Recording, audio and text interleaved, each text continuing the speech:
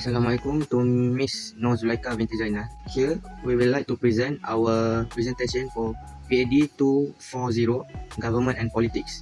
We will like to present about Chapter 7, 1, Establishment and the Role of Election Commission in Malaysia.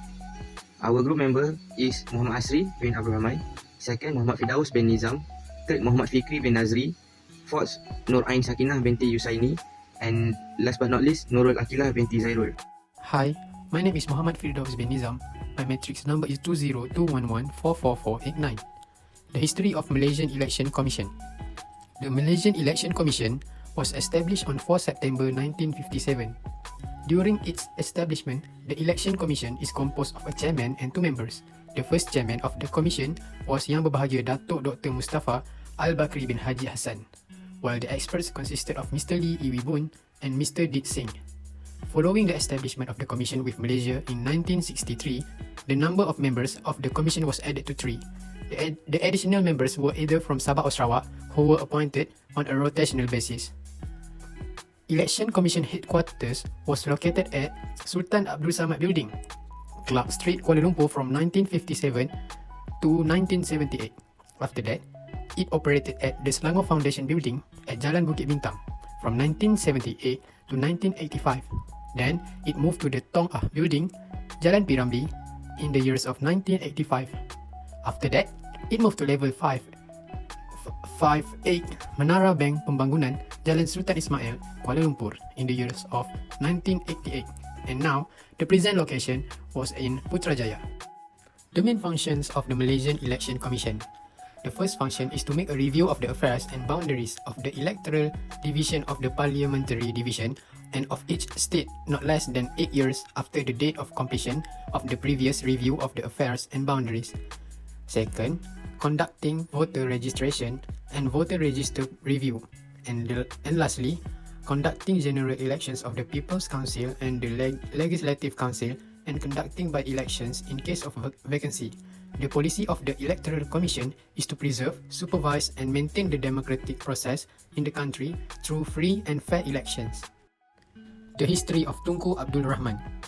Known as the father of independence of Malaysia, the 7th son of the 25th Sultan of Kedah, Sultan Abdul Hamid Halim Shah and Cik Menjalara, won the election of the President of the United Malay National Organisation UMNO in 1951, established a political coalition with the Chinese and Indians, resulting in the birth of the coalition now known as the National Front, Barisan Nasional, led consultations for independence on 31st August 1957, recognized Islam as the official religion of Malaysia.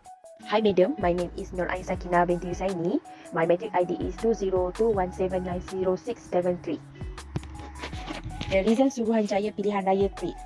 Yang Berbahagia Datuk Dr. Mustafa Al-Bakri bin Haji Hassan was the first chairman of the SPR. The function of the Election Commission at that time was to review various study on the redelimitation of parliamentary and state electoral division. Every less than 8 years, the survey will be carried out by the SPR. Another function that need to be known to public is that the Election Commission act as the party responsible for ensuring that all election matter run smoothly, starting with the voter registration, vote checking and or conducting by election in the event of a vacancy. Hi, my name is Nurul Akilah binti Zairul and my matrix number is 20206766626. I will present about the role of the Election Commission. The Election Commission is primarily responsible for 3 things.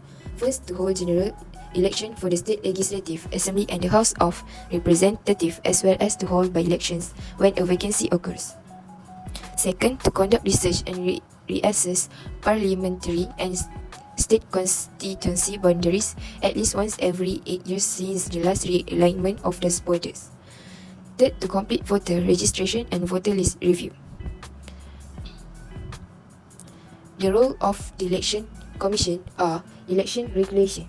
The Election Commission's objective is to uphold, oversee and sustain the democratic process in the nation by ensuring fair and free elections.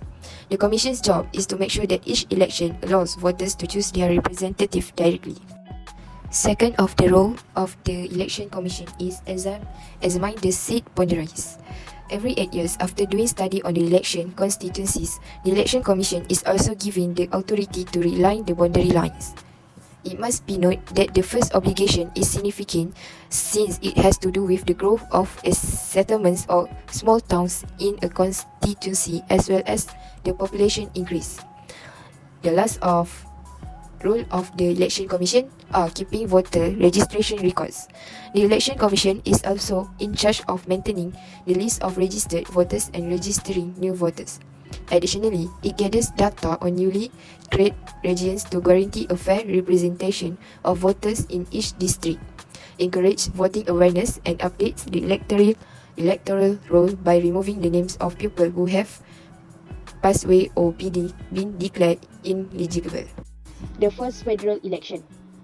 On 27 July 1955, the first federal election in the Federation of Malaya was held in 1955 with 52 seats contested.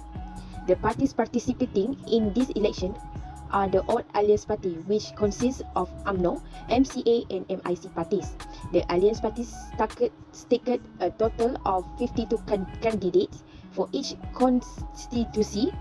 Meanwhile, the National Party under the leadership of Dato' On has submitted a total of 33 candidates, followed by Parti Islam Setanah Malaysia, which is PAS, with 11 candidates. Among the other parties that participated in this election are the Labour Party, the Perak Development Party, the Perak National Organisation and the Malay Organisation. The Alliance Party has managed to win 51 of the 52 contested seats. One more seat was won by PAS. Following that, the Alliance Party success in forming a government with Tunku Abdul Rahman as the leader of the Alliance Party, was appointed as the Chief Minister of the Federation of Malaya. On 1 August 1955, Yang Teramat Mulia Tunku Abdul Rahman Putra as a national leader of the Alliance Party formed a first cabinet of the Federation of Malaya. Assalamualaikum, I'm Muhammad Fikri bin Azri. For my part is role of calculation in election commission. This means after the election, we calculate with SPR, the rule and the flow. First, SPR members, SPR officials, SPR managers and polling station leaders and election officers are the only members who are permitted to access the ballots counting area. The head of the polling place must fill out Form 13 completely in order to determine how many votes should be in the ballot box before it is opened. After that, the SPR chief will next complete a form, the SPR 757 form, to record the number of ballot. This form is for me the same number that was reported on Form 13 and the voting box. As a result, the poll supervisor will declare the vote accept or reject. After that, the most vote and the second most vote as requested by head of the vote different by 4% or less when compared to the total of vote cast.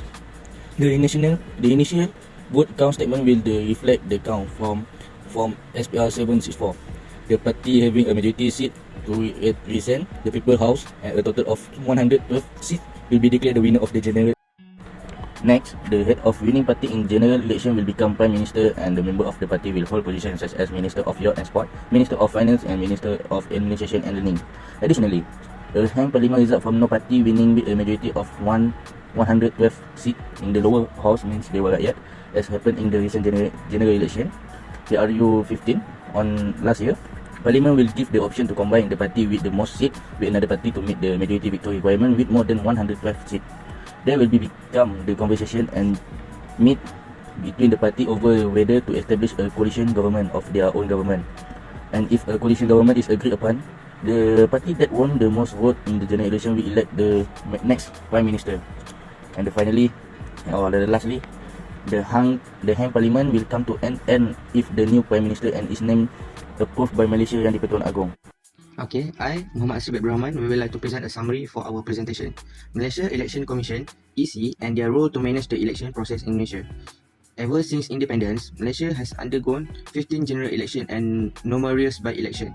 The Election Commission has provided the best service to all nation citizens in PRU 15 on 19 November 2022. People are given the right to vote for the candidates in a free and safe election. That's all, madam. Thank you for today.